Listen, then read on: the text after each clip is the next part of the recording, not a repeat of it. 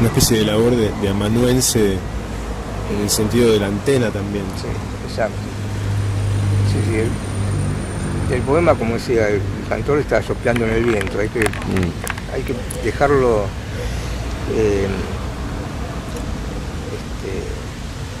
más allá de que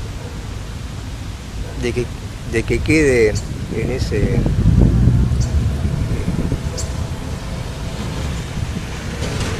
esa etérea dispersión,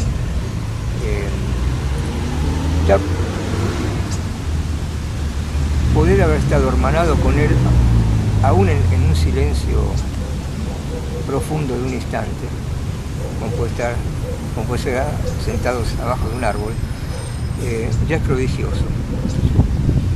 No es necesario colocarlo en libros o en volúmenes de tapas lustrosas. Conferirlo al mundo humano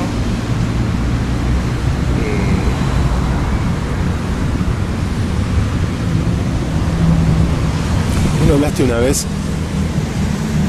de que te interesaba, que sentías que muchas veces había ciertos poemas que surgían para determinados seres que no necesariamente eran humanos, ¿no? Si podía ser un ser de la naturaleza, y yo interpreté también de la sobrenaturaleza o de la paranaturaleza, en fin, como se quiera enfocar.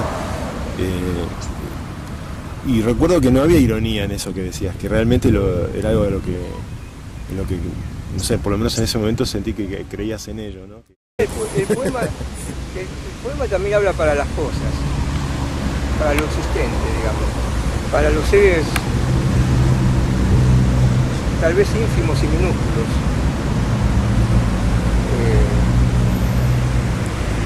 a los cuales desconocemos. Porque eso no sería Roberto, no sería entonces el reconocimiento fiel, profundo, inocente incluso, de que la poesía no se agota en el significado, sino que es más bien inauguración de presencia, que tiene como una cualidad energética. Claro, es un gesto, una vibración, una energía que se da a veces a través de la palabra, se puede dar a través de tantísimas cosas. Pero en el momento en que decimos el poema en voz alta, ¿por qué no considerar que también lo está escuchando el árbol, la piedra o la nube? ¿Y por qué no creer que también de ellos ha venido la fuerza que alimenta el poema? Hay una película que se llama Todas las mañanas del mundo, no sé si la vi. Bueno, son dos ejecutantes de Loyola da Gamba del siglo XVII, uno que pertenece a la corte, que es discípulo del maestro, que es absolutamente refractario a las grandes, a las manifestaciones, digamos,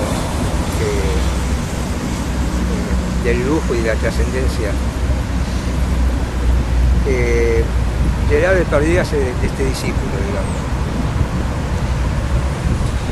que admira en silencio a su maestro, del cual él se ha corrido por la fama, por el prestigio, hacia la corte, hacia los lugares, digamos, de jerarquización.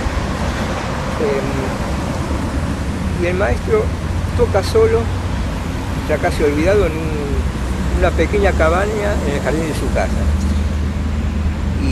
Y este discípulo, que ya es muy conocido en el ámbito de los príncipes, va todas las noches en caballo a escuchar a través de las paredes de madera de esa cabaña al maestro tocar. Y el maestro toca solo, y toca con una pasión, con una destreza, con una envergadura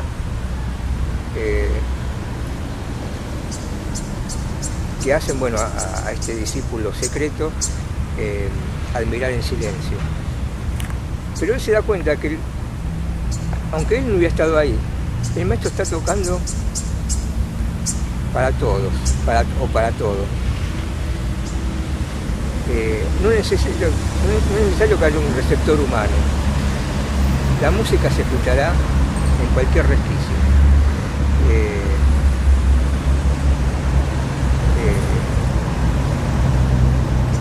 Por otros sedes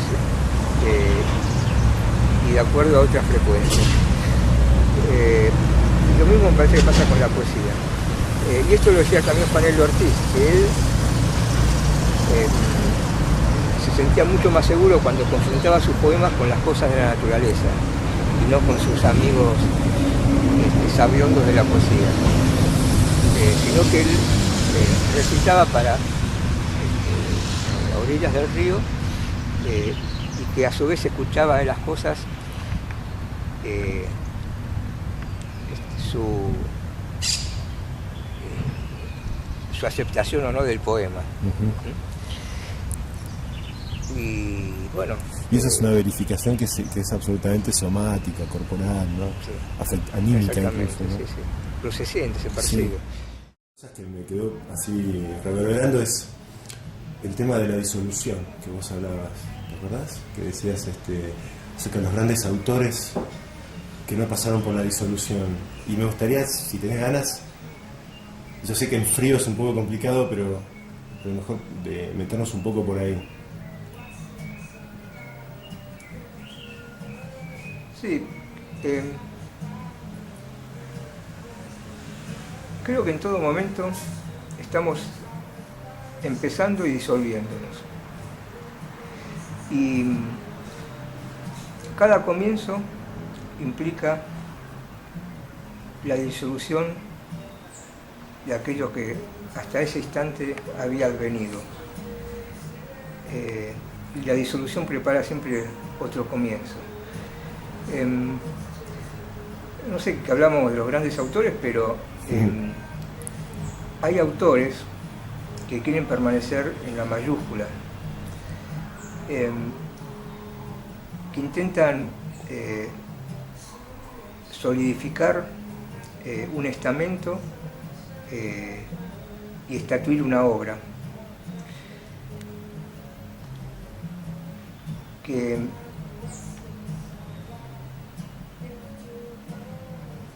no se abandonan, ni abandonan lo sido, sino que percuten esas marcas que a su vez traen y retraen continuamente su nombre, su habitualidad, su familiaridad. Y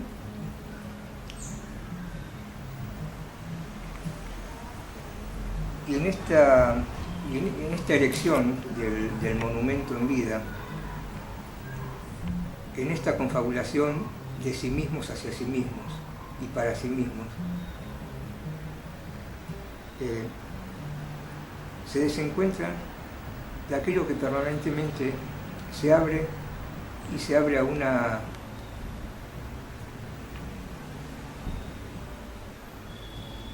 riqueza infinita y desconocida, como decía el poeta.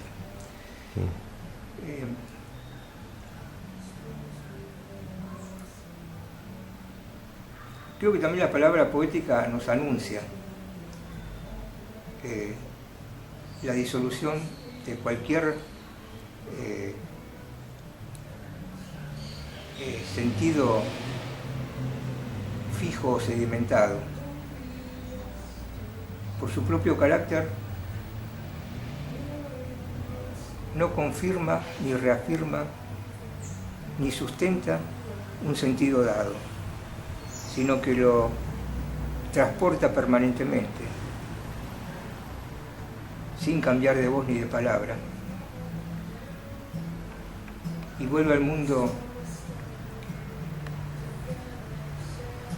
alumbrante en su inestabilidad.